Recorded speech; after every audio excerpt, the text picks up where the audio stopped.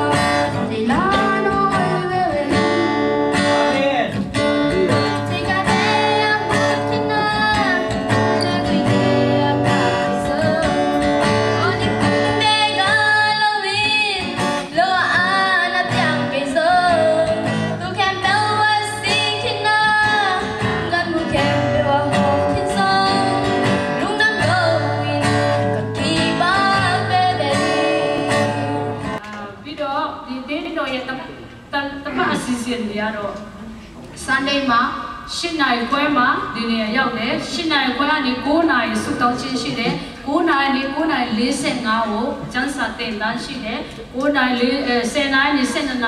xin bà ta này quay phim xin về đấy xe này ta này cha đi lại ná chỉ đám ấy tham gia sa chỉ đó bây giờ ta này tung này đó bây giờ malu quay phim cô quay chân xí đấy bây giờ Thursday cha được ready time mà home sale xí đấy nhà này con này chỉ mà sa đấy xin này quay mặt pi đấy nó à home sale season này xí đấy bây giờ Saturday xe này ta này cha mà sa sang sút đầu chân đấy sẽ cắt chân xí bà đấy lúc bây giờ tao cha này mình này sa bên này anh này này thì mi đã sút lại sút đầu chân đã mua anh sút đầu chân vào nó anh mà sút đầu pi xí chân đấy lúc xí đấy tao cha này mình này phải luôn mà chính là cô xí bà đấy lúc ấy season này xí đấy thế rồi nên bắt tay với mặt đi lâu về cho nên nên biểu cho mà để phía trên á nhập tay công sự đóng nó lại bằng nón liên trình trong cái thổ lâu mèo tôi không dây su chỉ gió hàng là liên lì này không có lý do của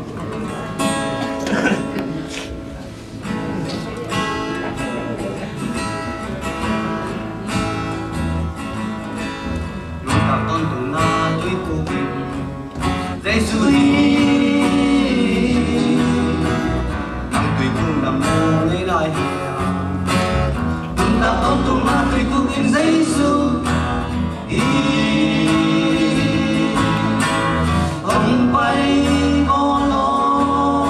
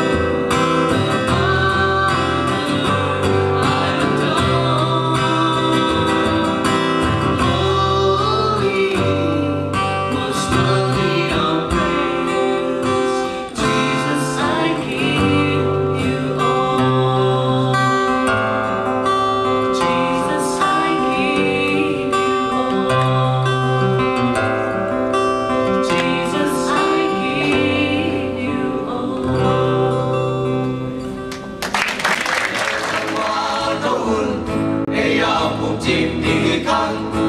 mai say sumi xuân đi ghé lên ita đem chàng dây su em đi ghé lên ita hồng thao sa kỳ ôi đi bê bê cô tin khi ban pha pha ta linh dô asia bê đi ka om dê la